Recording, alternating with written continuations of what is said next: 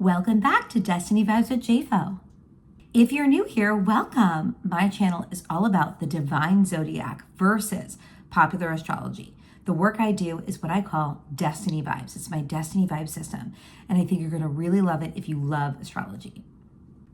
Okay, today I want to talk about Pluto and how we can use Pluto, how we can follow the Pluto transit through time to understand what is going on in the world and how things are evolving. This is going to blow your mind. So we've heard the phrase Saturn return.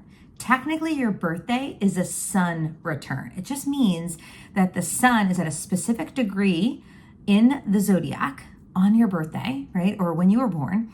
And on your birthday, it goes back to that exact degree. It aligns back, and that's your return. So a Saturn return is around 29 and a half years. It's right before 30. It's kind of like that moment where we start to really think about what we want and get more responsible, because that's what Saturn themes are. But no human in this world will ever have a Pluto return. Why? Because it takes Pluto around 248 years to go through all 12 themes of the zodiac. So it usually stays in a sign, in one theme for about, I'm going to read it, for about 11 and a half to 30 and a half years, depending on the transit, okay? So no one in our lifetime is ever going to have a Pluto return unless you live over 250 years old. But guess who did have a Pluto return? America, my friends, America. So in America's birth chart, Pluto was in 27 degrees Capricorn in the Taurus house, or the second house, okay? And we're going to talk about what that means in a second. But I want you to understand that in 1776, this was the placement. 1776, it was 27 degrees Capricorn, okay? Well, it never went back into Capricorn until the year 2008, November 2008. And if you go back to America's history and you see what we've experienced since November 2008, it'll pretty much shock you. It is these themes. So let's really break down the themes. There's Pluto in Capricorn in Taurus, okay? Remember, it's always a 3-layered cake, okay?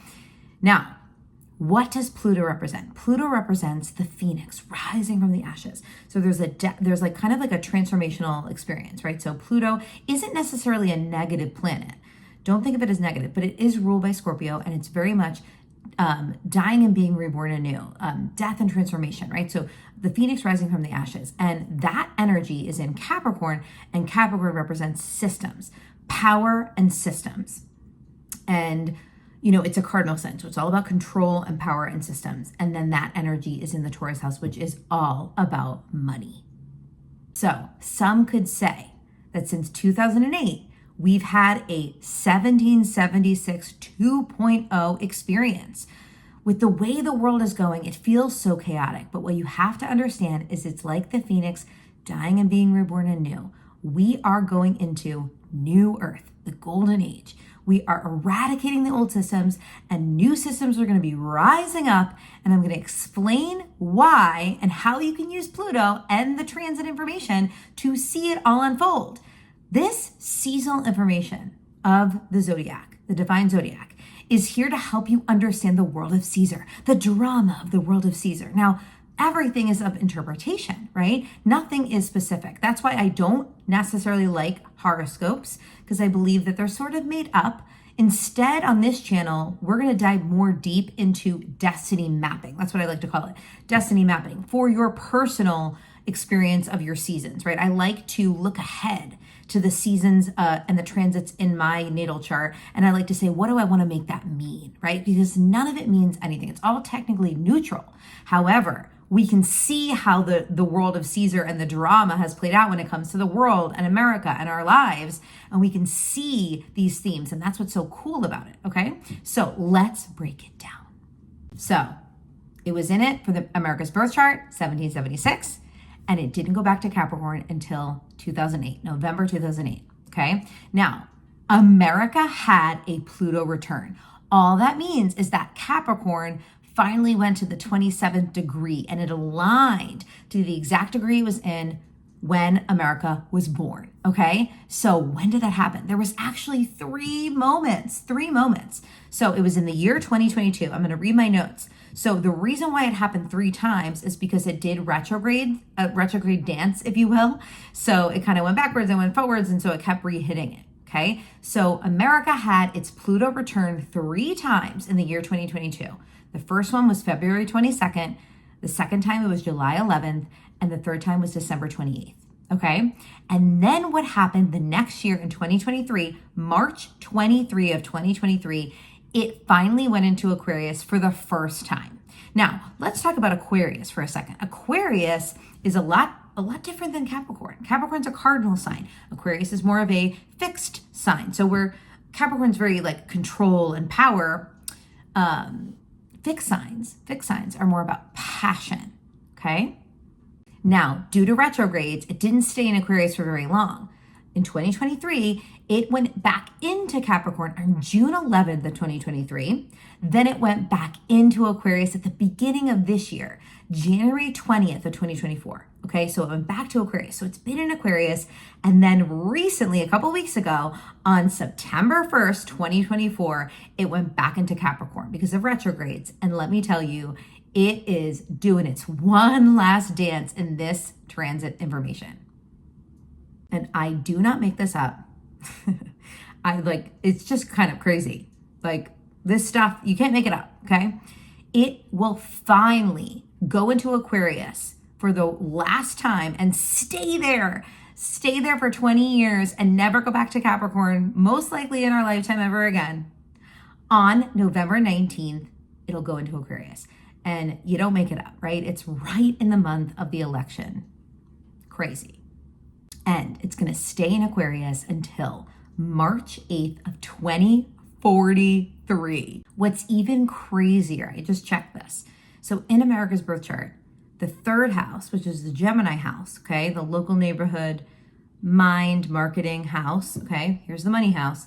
It's not going to go into the marketing house because that house in America's birth chart starts at 19 degrees Aquarius. So even when it hits Aquarius, it's still going to stay in the money house. It is going to be in the money house in a whole new theme. Remember, it didn't go back to Capricorn, this original sign of 1776, until November 2008. If you recall, way back then, there was a crash with the market, right? So it's very much been very connected to money, okay? Well, it's going to go into Aquarius, but it's going to stay in the money house for the next 10 years. It won't officially leave that money house until April of 2035. Now, we could sit here and we could say that this is just the most negative thing. We should be so scared and get your doomsday prep ready. But I'm here to tell you that you don't have to do that, okay? Because the way this works is the transit information is neutral. We get to decide what it means for us.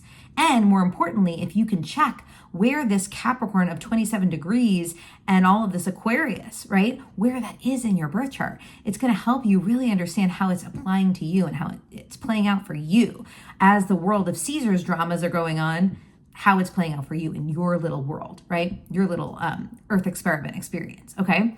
But I'm here to tell you that the shift to Aquarius is a new time, a new world, a new Earth. This is truly the start of the Golden Age.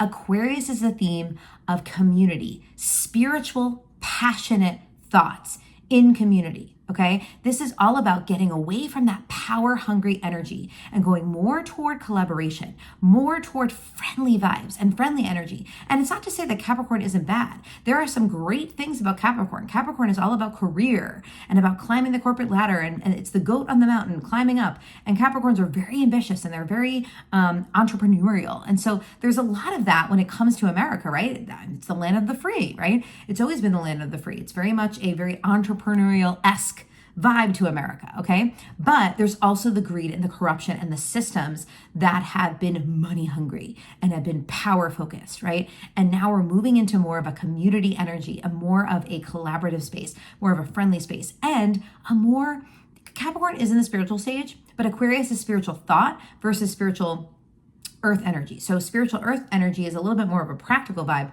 whereas Aquarius is going to be more of this thinking, more of this collaboration of our thoughts and what we want to do with the money and how we want to innovate, right? So there could be a little bit of a shift in the next 10 years of how this is all going to unfold, what it's all going to look like, but I'm telling you, it's changing.